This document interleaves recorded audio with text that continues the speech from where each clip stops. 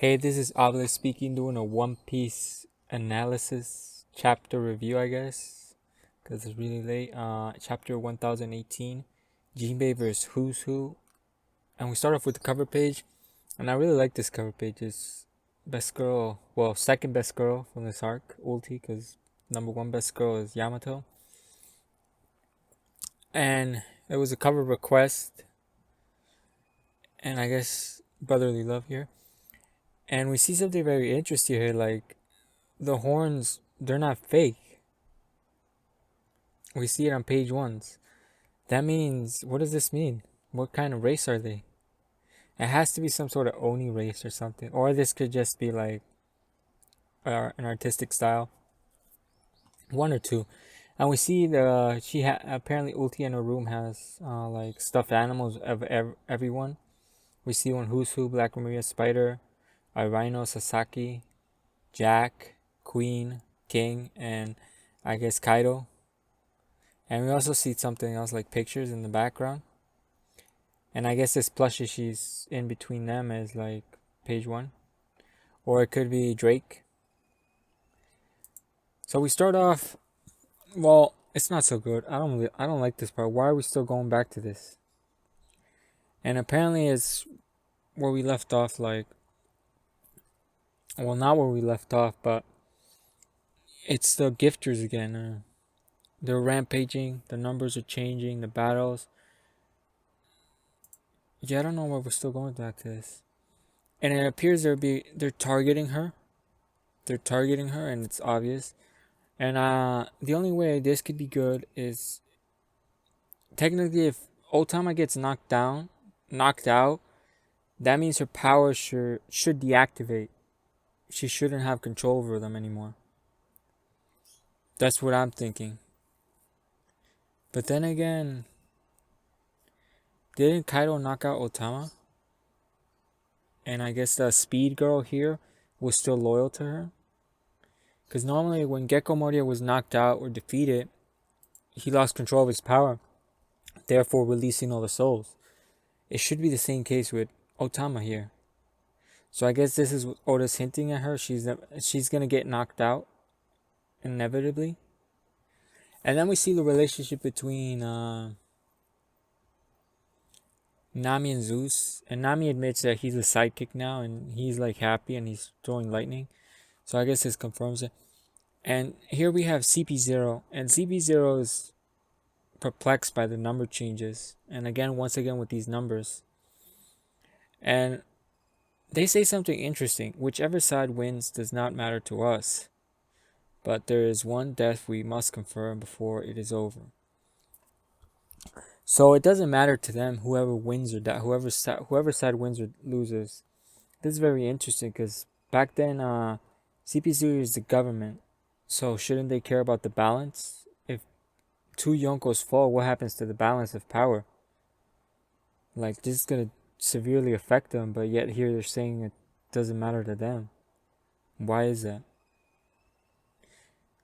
It could be something that the government has something up their sleeve specifically. And they say something about a death, and that death is obviously Who's Who, because he says he's fighting Jinbe after all. And one of them says that the information... See, are you sure that it's him? Classified intelligence he ran off with was old. So this intelligence is old, and they pretty much stating they don't care about this classified intelligence. That's what they're saying. Like, this is irrelevant information to them. So this could be an explanation to why they never went after Luffy when he ate the fruit. It could have been the world government just wanted the specific fruit, but they lost it and they said, oh, okay, whatever. Or they could be in the... Oh, no, but then again, I was going to say they could be in the notion that... In the belief, the notion that Shanks has it, but no, it's obvious Luffy has it. And we see the fight continue on with Who's Who and Jinbe. And this is a pretty nice fight. And I do not know if this is the conclusion to the fight. I would hope it's the conclusion to the fight, but probably not. And we see Who's Who is like talking crap. And Jinbe is just like responding. And Who's Who does his... and you see this funny, it says, Technically grudges against the man who stole the Gumagum fruit, and it's Shanks, redhead Shanks. He specifically states out Shanks. So Shanks stole the fruit. Even though some Virigard says it's Lucky Root, no, it's Shank. Shank stole. It's who's saying Shank stole the fruit, and it's obvious the reason why he can't go after Shank. Shanks is like a god. Well, he's pretty much put in that pedestal. So there's no way who's even like Shank flexes his hockey and he passes out pretty much. And we see that these claw things, this fang pistol, is strong enough to pierce Jinbe's armor hockey, and he does state like regular armor hockey won't do to defend against itself. So this is the Ryokogen technique, but it's a like different version of it. And these attacks are literally piercing through the wall and falling down. And people are getting like their hand. You see one of the claws are right, and I guess because these guys have no hockey, these guys are losing the hand. Yeah, he lost his hand. This guy got his hand cut off. Pretty intense. Yeah. So even your color of armament can't stop them. Haha. And he does like a racist remark. And Jinbe just flexes like, I don't think those racist remarks are in style anymore these days. And he's like, oh, sorry about that. And then he states he wanted to ask him something. And who comes in with the tackle fan flash. And Jinbe does a really cool like suplex or like counter suplex move, and just rams who's who on the floor. To low tide shoulder throw, yeah, like a shoulder throw. And that's pretty impressive of Jinbe. But Jinbe is a former Shichibukai, and Shichibukai is strong, so. Then he does a classic water shot. And then this is where the real where I like the theory crafting comes into play.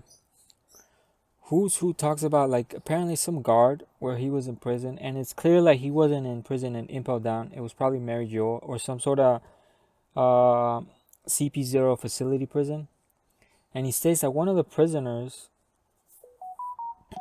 told him that a legendary warrior believed who would one day free the slaves. So this is why I think he was with Mary Joa, the sun god Naika. And we see the silhouette, and this is Skypiea reference. This looks like a Shandian, I think. Straight up, like a lot of people don't like that arc, but that arc is so like foreshadowing. It like tells some people can theory craft from that arc and like pretty much guess the ending of the show with it. And he does say, did he exist or did he dream or did they dream him up? They thought smile, and yeah, that's important. They bring smile to their faces and deliver them from suffering, and that's very important right here. Who else? Who else is known about smiles? Joy Boy. And then we have Laughter, the final island. So, in my opinion, what Oda's doing here, he's starting to introduce endgame material because Oda wants to finish this series. Period.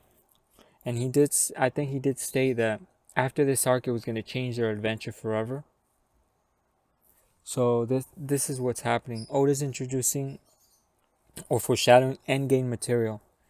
And it's really odd. Why is Jinbe the one doing? Why is who's who the one doing this?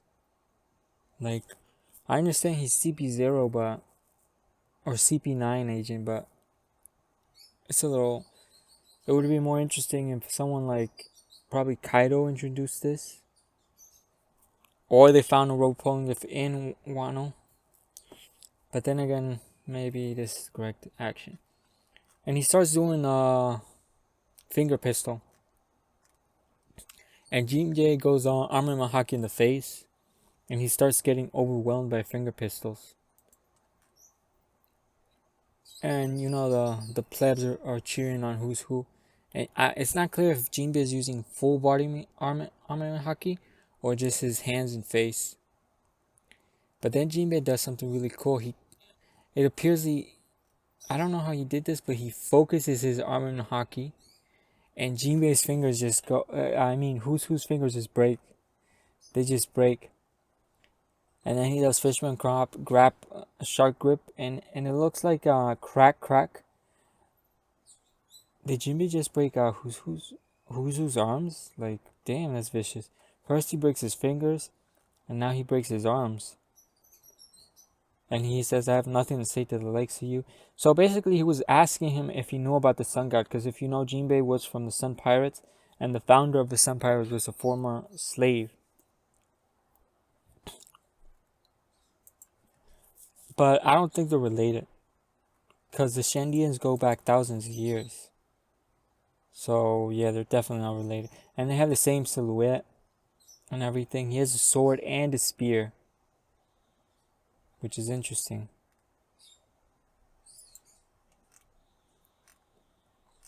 And then who does a fang pistol? He does an upper slash, and Jinbe just tanks that in the face. And then he does a fang pistol, and Jinbe also tanks that to the face. Like, Jinbe was like, and even Hususu crapped, he just snapped all of a sudden. So Jinbe snapped. He didn't really like this. I like this fight choreography here. I wish he did this to the rest of the fights, but maybe we'll have to see. Wait, maybe next chapter. Robin and Black Maria. History. If you're going to run your mouth about history, be ready for what steps in the first. And he does Demon Brick Fist. And we see who's gets hit in the face. His face just like kind of deforms here. And we see the shockwave here. And who's falling. And we see a serious face of Jinbe. And did Jinbe just take a win? Could be. But we cannot underestimate the power of these Zoan fruits and their ability to recover. And Ulti is one example. Ulti got hit by one of Big Mom's devastating attacks and she was still rocking. And that's a Big Mom attack. That's no pleb attack.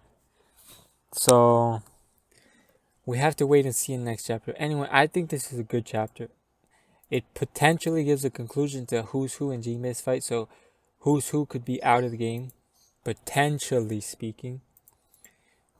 As for the first part, I don't know why we're still on this. Why are we still talking about? The plot hole has been used, so why are we still talking about her? Unless she's gonna get knocked down and her powers are gonna be rendered useless, then that would be good. But then again, I don't think so. And CP0 here, like, why don't you just go kill him yourself? Like, what's going on? Like, Jesus Christ. Anyway, that's all. It was a good chapter. Thanks for watching, and have a nice day.